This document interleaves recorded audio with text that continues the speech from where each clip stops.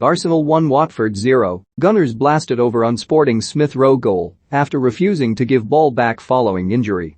Arsenal beat Watford in controversial circumstances with the only goal of the game being scored in a controversial manner. Watford's Danny Rose kicked the ball out of play due to an injury to teammate Ozan Tufan, but Arsenal did not return possession back to them. Alexander Lacazette threw the ball to Takehiro Tomiyasu, who continued to play on despite Ismaila Sarr also going down.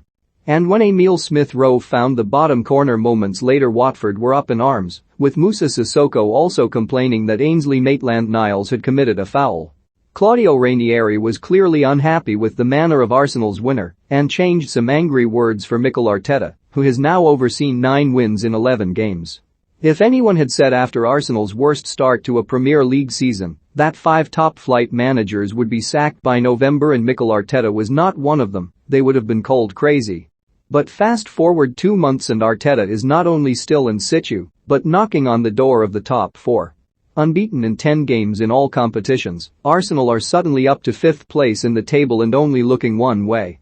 Free bets, get over £2,000 in new customer deals. This was Arteta's 56th victory from 100 games in charge, a win ratio matched only by George Graham of all the previous Arsenal managers.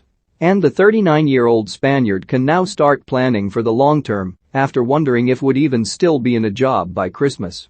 Owner's son Josh Kroenke was over from Denver to witness this latest step in the right direction and must be patting himself on the back for the faith his family have placed in their manager. Emile Smith-Rowe's 56th goal was just about enough to see off a struggling Watford team who only gave Xisco Munoz 7 games before replacing him with Claudio Ranieri. Now the trigger-happy Hornets find themselves just 1 place above the relegation zone and once again fretting over a quick return to the championship. And they will have to get by without Slovak hothead Juraj Kuka after he received an 89th minute red for his second booking of the match. It meant the Gunners were able to see out the 6 minutes of added time relatively untroubled despite making such hard work of securing all 3 points. They should have been ahead as early as the 8th minute when Ben Foster could only palm Alex Lacazette's attempted chip into the path of Pierre-Emerick Aubameyang. But the skipper's first touch was poor, and although Bukayo Saka was able to prod the loose ball home, VAR confirmed that he was offside. And if Arsenal thought this was going to be a straightforward stroll in the autumn sunshine, Watford clearly had other ideas. Ranieri's men were clearly under orders to disrupt their opponent's rhythm by any means possible as they chased down every ball like men possessed. Referee Kevin Friend was struggling to keep on top of the battles breaking out all across the pitch. And no one was winding up the Emirates crowd more than former Spurs fullback Danny Rose, making the 200th Premier League appearance of his career. The veteran defender was giving absolutely no quarter in his duel with Saka and wasn't going to let a few angry Gunners put him off his mission. He took his defiance a step too far in the 34th when he wiped out Alex Lacazette with a wild challenge as they chased a wayward shot from Ainsley Maitland-Niles. Friend didn't seem convinced initially, but eventually pointed to the spot after getting the nod from his assistant. But Aubameyang's penalty was not the best, and Foster was able to stick out a giant hand to save as he plunged to his right. The former England keeper might be the oldest player in the Premier League at 38, but his reflexes remain as sharp as ever. 2 minutes before the break he was breaking Arsenal hearts again when he saved Gabriel's firm downward header with his feet from close range. And with his teammates putting their bodies on the line to keep Arsenal bay, Watford suddenly started to fancy their chances of spoiling Arteta's big day.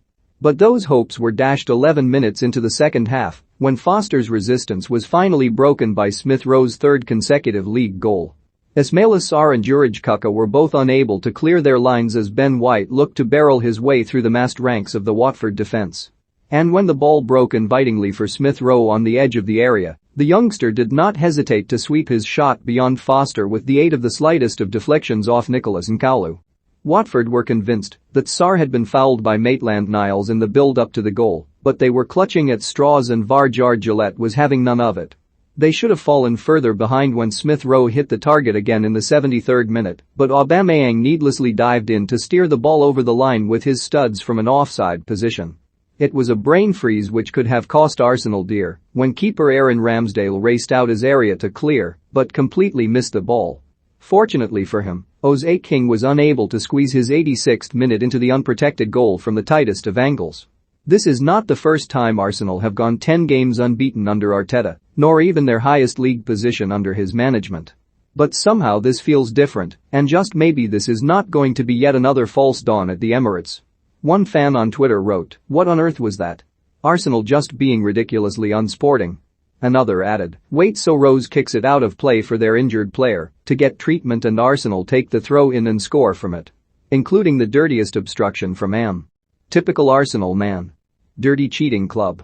A third said, "That's such a BS goal. Arsenal should have given the ball back on the throw and Sarr was clattered in the build-up. Sissoko is right to tell them off." Read our Football News Live blog for the very latest rumors, gossip and done deals.